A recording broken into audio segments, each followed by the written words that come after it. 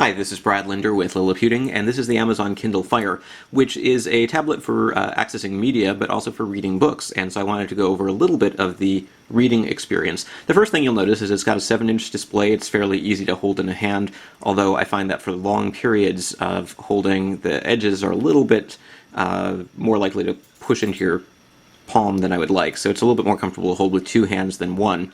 Another thing that I've noticed is that the power button is located here all the way at the bottom in such a way that if you hold it like this, you might accidentally hit the power button and turn off the screen. You have to press pretty hard, so it's not too likely to happen, but if you want to avoid that problem, there's a pretty simple solution, which is just to turn the device over and the power button is suddenly at the top.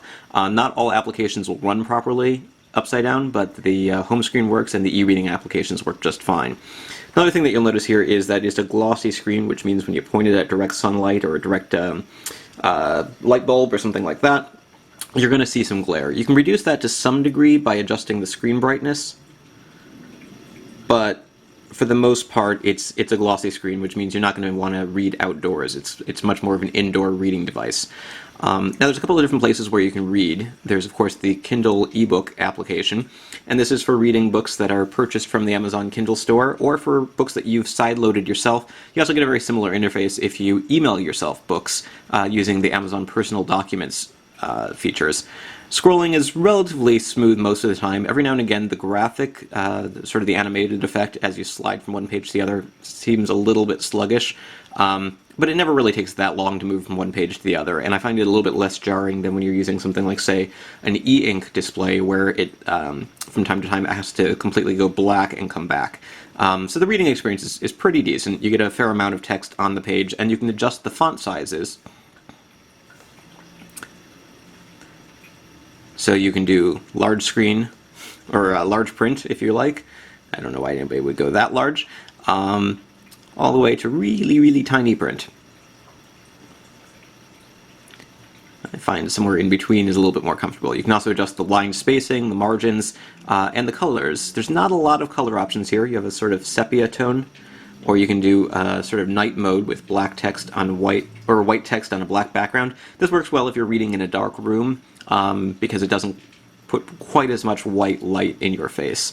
And sometimes I enjoy reading that version anyway, even if I'm not in a dark room. You can also choose from several different fonts, including Georgia, Trebuchet, Verdana, Arial, Times New Roman, and so forth. Now, the ebooks are just some of the content that you can read here. There's also a newsstand, which lets you download magazines and newspapers. Newspapers, typically you can get monthly subscriptions, annual subscriptions, or pay per issue.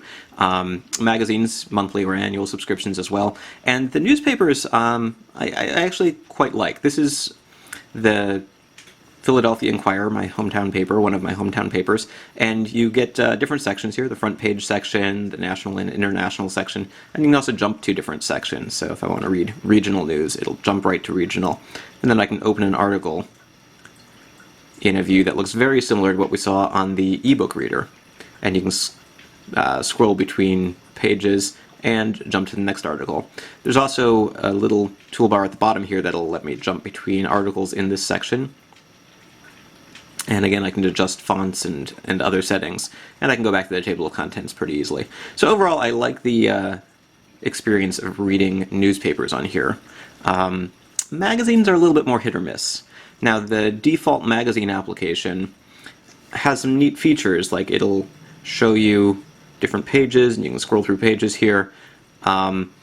This is the National Geographic magazine, and it recommends reading in landscape mode, because then you get these double-page spreads.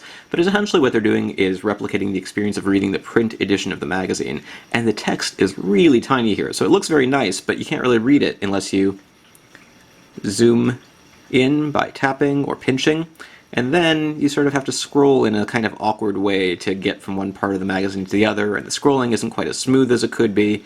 I accidentally changed pages when I didn't mean to. So it's legible text if you read it in portrait mode, but you don't get quite the effect that you should, and the scrolling isn't quite as smooth as it should be. So I'm not really that thrilled with the magazine reading experience. I think it would probably be better on a larger device with a 10-inch higher resolution display, but overall, if you want, you can read magazines purchased from the Amazon Kindle store. Now, there are some magazines that actually offer a different user experience. So if you go to the Wired magazine has its own application, and so when you subscribe to Wired, it'll install this app on your device, and instead of using the Amazon Kindle reader, you get a custom application, which is fairly well designed for tablets, and something that I'd like to see more magazines implement. So let's go ahead and load up a magazine, and in this case, you can scroll between pages. First of all, each page is really designed so that you can fit all the text, you can read it without any problems, and you can scroll between pages in an article by moving up and down. Actually, this particular article, you just move up and down in the text, it looks like. Although it's not working as well as it did a second ago. So let's move to the next page. And here, if you see the arrow going down, we can scroll to read more pages in this particular article, and then we can go to the next article.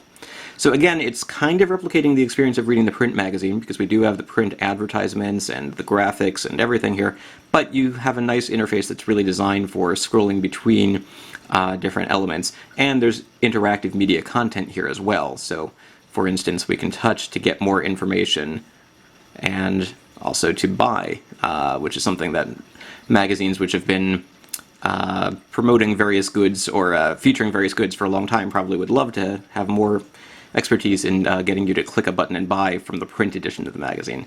So again, we can scroll, swipe. It's not swiping for some reason. There we go, swipe to the next article.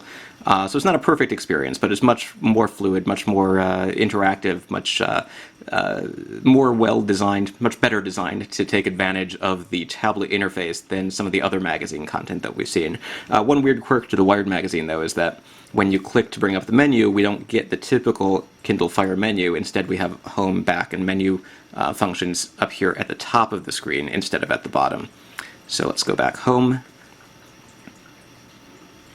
And we've got a list of table of contents here, and we go back home. So there you go. That's a quick look at the reading experience using newspapers, magazines, and books on the Amazon Kindle Fire. This is Brad Linder with Liliputing.